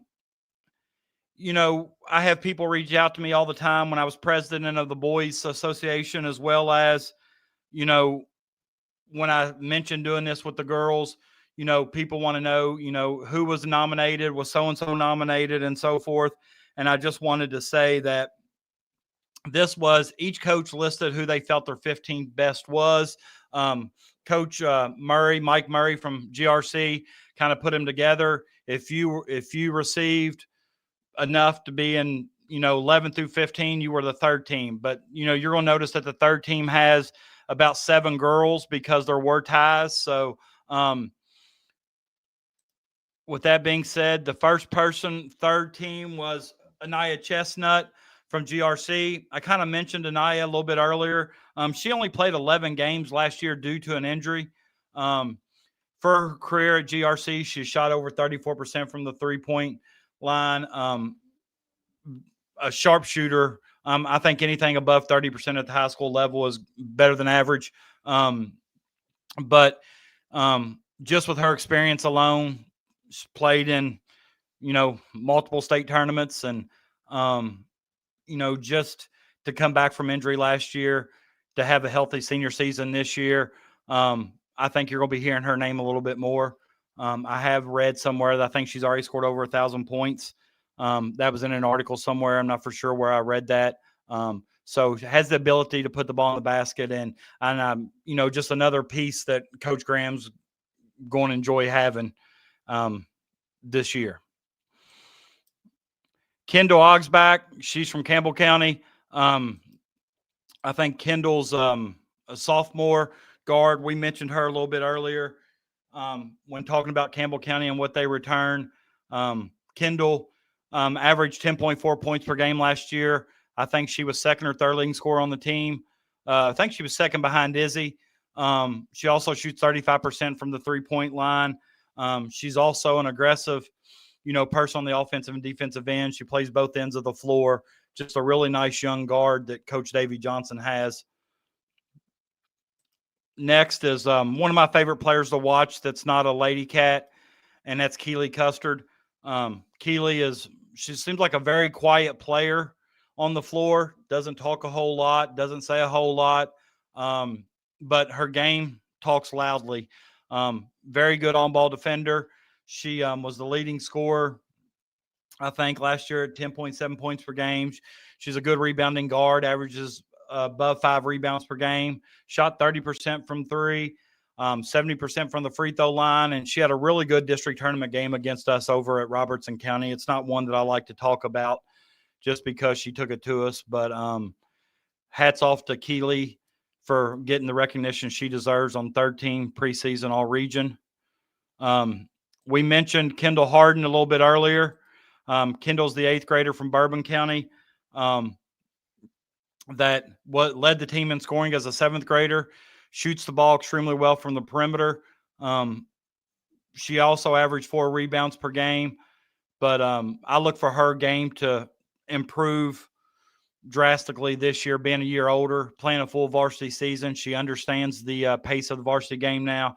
Probably going to add a little bit more to her game than just a standstill knockdown shooter. And we'll be seeing Kendall on Tuesday at Pendleton County. That's who we open up with. So congrats to Kendall for getting her recognition for the 3rd team. Next, Bracken County sophomore guard KK Sharp. KK had a really good season last year. I think she scored over 400 points in the season. She averaged 14 points per game and 4 rebounds. She shot above 30% from three, 74% from the free throw line. She just doesn't have any real holes in her offensive game. She can finish both hands around the basket really well, left and right-handed. I was watching their scrimmage they had this year. I was watching them. I think they played Lloyd Memorial at Bracken County, and I was watching, and just, her ability to maneuver, in traffic in the lane and finish with both hands around the basket is pretty impressive for a sophomore. So congrats to KK. Lexi Young, I'm not going to lie, I really did hate Coach Fight saying that she'd opted out of playing her senior year basketball. She was still voted on by the coaches' third team. Therefore, I'm going to mention her third team just because she's earned it. She also, I think it was said earlier, but I also had written down that she, did sign and commit to run track at Indiana University, which is a Big Ten school, and getting a free education, and, probably made the right move for her future is to sit out basketball this year to get healthy. But the 10th region is going to miss Lexi, and I know Mason County and Coach Fight are as well. Also, third team, Lacey Tackett. Lacey played last year at Augusta. She transferred into Pendleton County. Coming back home is the way we look at it. She averaged 15 points per game last year at Augusta, or actually 14 points per game, 4 rebounds. But as I mentioned earlier, she's coming into Pendleton County with already scoring over 1,500 career points and already grabbing 500 rebounds. She's played really well in our 2 scrimmages so far this season. She very good on-ball defender. She's rebounded really well from the guard position. She shared the ball really well. She's just had a really good preseason, and, we're expecting big things from her to start the year off. Just another, guard who has played a lot of varsity minutes. And she was the last one of the third team. So the third team consisted of Lacey, Kendall Ogsback, Keely Custard, Kendall Harden, Anaya Chestnut, KK Sharp, and Lexi Young. And the reason there were 7 there is because of, some ties or girls who appeared on the same amount of coaches. I don't want to say ballots, but it's pretty much what it was. Starting off with the second team, another Mason County player for Coach Fight, and that's Amira Reed. Amira averaged 15 points per game last year. I think we talked about earlier. Yeah. Shot 31% from 3. She's their leading returning scorer. She's a very good kind of leader on the floor. And you heard Coach Fight talk about that he would like to see her get to the rim a little bit more, become more of a scorer, not rely on the 3-pointer so much, get to the free throw line.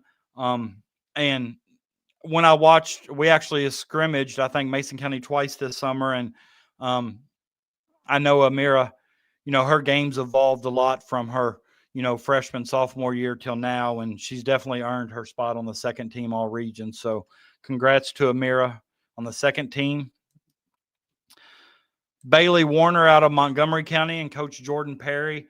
I didn't know much about Bailey because we don't play Montgomery County. I have seen film, and I have, we've added Montgomery to the schedule this year, so I'll get to see her firsthand. But Bailey, 13 points per game, 47% from the field. She was their second leading scorer returning behind Addison Terry. But she's also the leader in field goal percentage and rebounds per game. Can just do a multitude of things on the floor on the offensive and defensive end. And I know Coach Perry's happy to have her in Mount Sterling. You heard Coach Aaron Stam talk about Kylie Smith. Kylie Smith's kind of a do-everything type of player. I've seen her listed as guard. I've seen her listed as forward, power forward. I've seen her listed as every position but center. And also seen her, with her stats. I think she does everything at Brosser but drive the bus. And I think, Coach Stan may be looking for her to do that this season. She averaged 15 points per game, 52% from the field, 32% from three, 79% from the free throw line, 6 rebounds per game. She led the team in points per game, rebounds per game, and field goal percentage. So Kylie, with those numbers could very easily just as well been on the first team preseason all region as she is on the second team. So congrats to Kylie. Next on the second team is Lily Ashcraft. Lily is senior point guard for Pendleton County. I've trusted Lily to run the point at Pendleton County since her freshman year. I know she got a lot of varsity minutes as an 8th grader, but I also know, too, that since her freshman year to now, she's grown in a lot of ways. I think she led the region or tied for the region in assists last year, and at 4.4 a game. She was also top 5 in steals. She averaged 13 points per game, 4 rebounds per game. She has got 7 offers to play at the next level. I think most of those are D3, some are JUCO. I know we've talked several times about, her playing at the next level. I know that whoever gives her the opportunity to play at the next level is getting a competitor, getting a girl who's already got next level college vision, and that will compete on both ends of the floor. I've been real impressed in the offseason with her defense. Her leadership has grown, leading a lot of the young players, and Lily's primed and ready for a big season in Falmouth, and I'm here for it. Noelle Price. Noelle was the player from Scott High that we talked about a little bit earlier when we was talking about Scott and talking about how she had just received her first Division I offer from Bellarmine University. Only thing I've seen from Noelle recently at the high school level is just video. My goal is to try to get down to see her play in person. Everybody I talk to about her, or I've heard talk about her, raves about how good she is. I know she played high-level AAU basketball this summer, working on her game, and I know that Coach Pouncey, I didn't get a chance to talk with him at Media Day this year just because, I think him and his wife welcomed a baby into their home, another child. So congratulations to Coach Pouncey and his wife. That's always good to get ready for the season. But Noelle's 11 points per game, 34% from 3 rebounds a game. But as a sophomore, she's already picked up a D1 offer from Bellarmine. That means the sky's the limit for this young lady. So hoping to get a chance to see her in person this year. I can't wait I've yet to been able to see her or watch her play. Addison Terry, I mentioned her a little bit earlier when I was talking about Bailey Warner and Mount Sterling. I'm sorry, this is the first team. Okay, this is the first of the first team. So the second team was Kylie Smith, Bailey Warner, Amira Reed, Lily Ashcraft, and Noelle Price. And this right here starts the first team. And Addison Terry, Montgomery County. She is their leading returning. Hold on here a minute. I'm trying to get some stuff pulled over into this screen here. It's kind of tough. Usually when I'm have another person on, I'm usually doing this stuff here, but it's kind of like I'm running out of. All right. So Addison is Montgomery County, 14 points per game, 6 rebounds per game. Something I saw from her that I thought was impressive. She's already secured over 1,000 career rebounds at the high school level, which, we know is not easy to do. I think this is her second year at Montgomery County. I know she went to the state tournament with Owsley County, I believe, a couple years ago. But she has an offer from U-Pike, and I'm not for sure if that's her only offer or not, but I feel pretty confident in saying that by the end of this season, that will not be her only offer. So congratulations to senior guard or sophomore or senior guard Addison Terry. I'm sorry.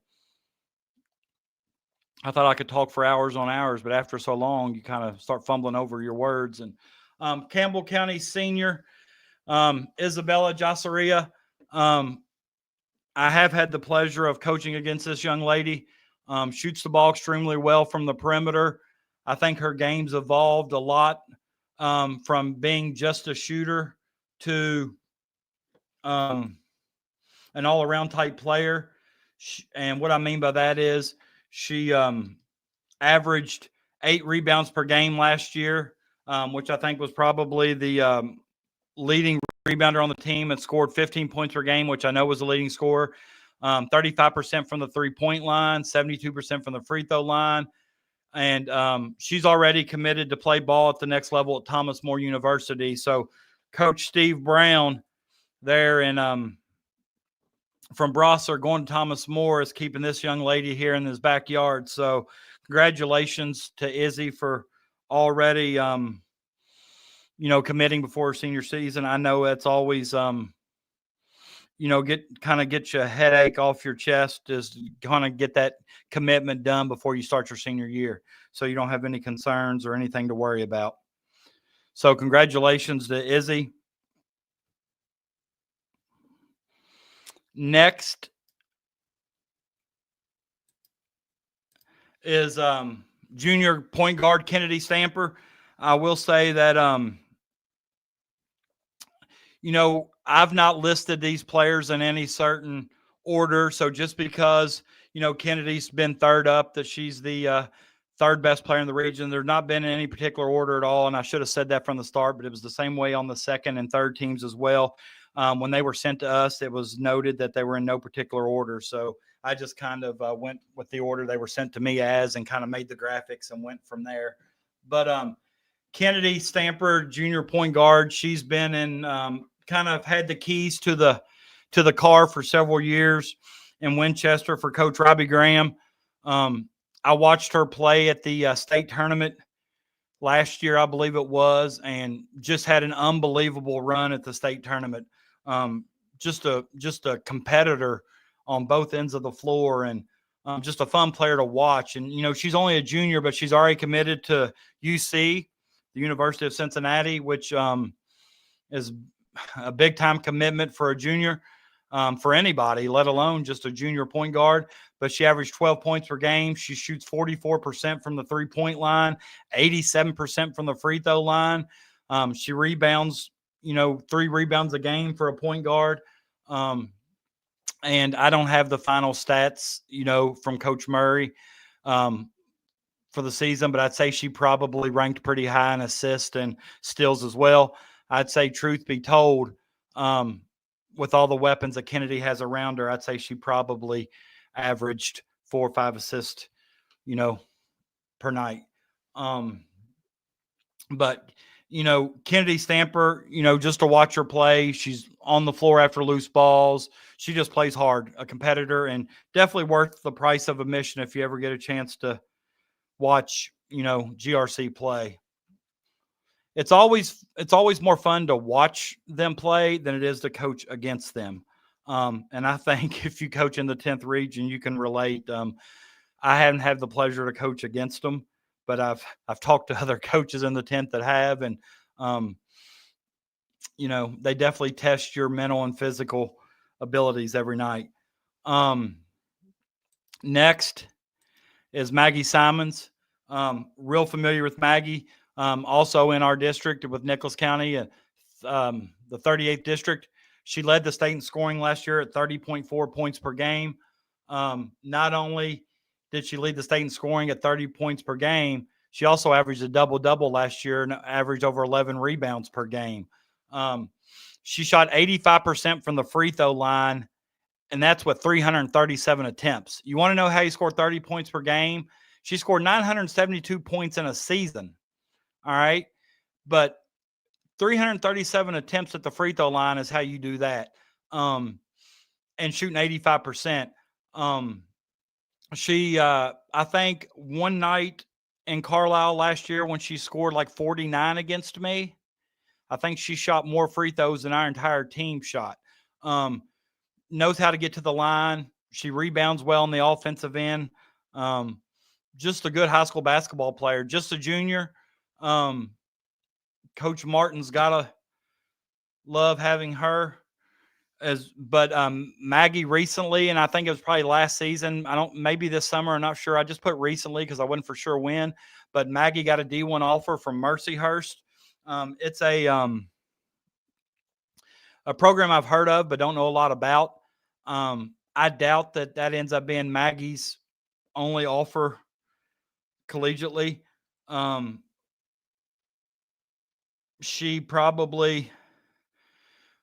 look for her junior year to be a big year for her. She comes in, I think, I'm trying to think how many games they played last year. I don't have it memorized and accidentally closed it out. But she almost scored 1,000 points in a season. So I know nowadays with able to play 30 games before you play your postseason district and regional tournament, you can get up to around 34, 35 games.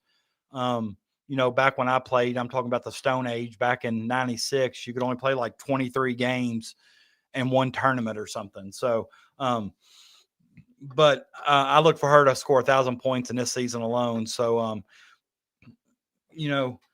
Maggie's just a tremendous high school basketball player, and she definitely challenges you as a coach to have to prepare for her multiple times a year. And the last member of the first team voted on by the coaches is T. Yeast. T. Yeast, something I found out about T that I wasn't familiar with is she played, or not only, I shouldn't say played. T excels in 3 high school sports. Now listen to this. She's got 9 state championships. I'm assuming that's in track. She's got over 1,000 kills in volleyball in her career. And she's already scored over 1,500 points in her high school basketball career. That's pretty impressive. I have to say so myself. Like it's, a lot of kids play multiple sports in high school, but very few kids excel at all 3 sports. And I think it's safe to say that T does that. For Coach Robbie Graham last year, she averaged 10 points per game, 4 rebounds, shot 46% from the field, 33% from 3, and 76% from the free throw line. Just an all-around great athlete. And she is committed to play Division I basketball next year at Robert Morris University. Yes, that Robert Morris, Kentucky fans. But that's our first team all region voted on as the coaches. Isabella Josaria, Kennedy Stamper, Addison Terry, junior Maggie Simons, senior T. Yeast, make up our first team. I will say this, and I probably should have announced this a little bit sooner, or not really announced it or whatever, but if you're on your computer or on a or watching it on your phone or whatever, if you comment, I can see the comments or whatever. If you have any questions, comments, concerns, anytime you want good back and forth, respectful banter, I'm all for that. Anything disrespectful or anything knocking any of these high school athletes are probably something that I would probably just block you or kick you from. But, just want to say that before I go, that 113 people are currently watching live, which I said this was as good a great time for girls college basketball or girls high school basketball or girls basketball in general. When we did the boys last week, I should say, on November 23rd, I think the most live viewers we ever had at one time was like 20 some.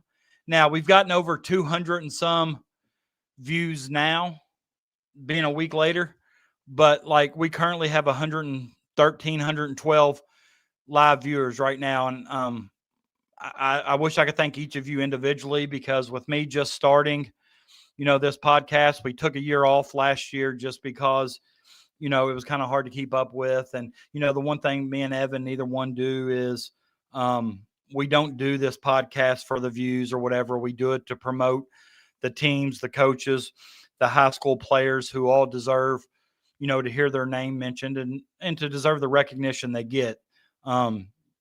So thank each and every one of you for watching.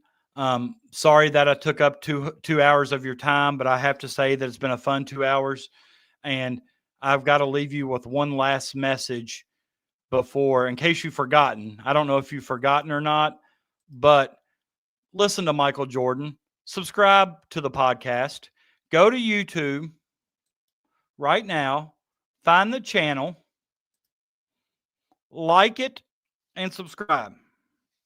Do me a favor, like it and subscribe. I think last week or whatever, we got like over 200 views, but only 8 people liked it. So I'm asking all of you right now to like and subscribe to the channel. There's going to be more girls content coming. Next week, we will have another boys show. I know Evan's got maybe a coach or two lined up. I'm going to have a 10th region coach lined up on the boys side. So hope to see you guys next week.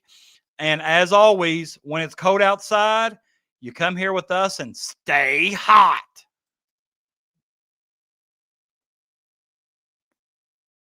Yo, check it. 9th and 10th regions, stand up. I say stand up. Stand up. Bright lights shining, about to put on the show. The Stay Hot podcast, where the real ones go. High school hoops, future legends on deck. Talking next up, star sport and Nike check. From the hardwood grind to the highlight play. Breaking ankles, dropping dimes, scoring every way. Chasing big moments in every manner. From driveway dreams to championship banners. It's the passion, the culture, the hustle, the grind. Every jumper, every crossover, greatness defined. Shooting the deep three or rocking the rims on a small town stage or in sold out gyms. So lace up your kicks, turn the volume up. The season don't end till we get to rough. Future legends in the making, every player grinds. A Stay Hot podcast where the stars align.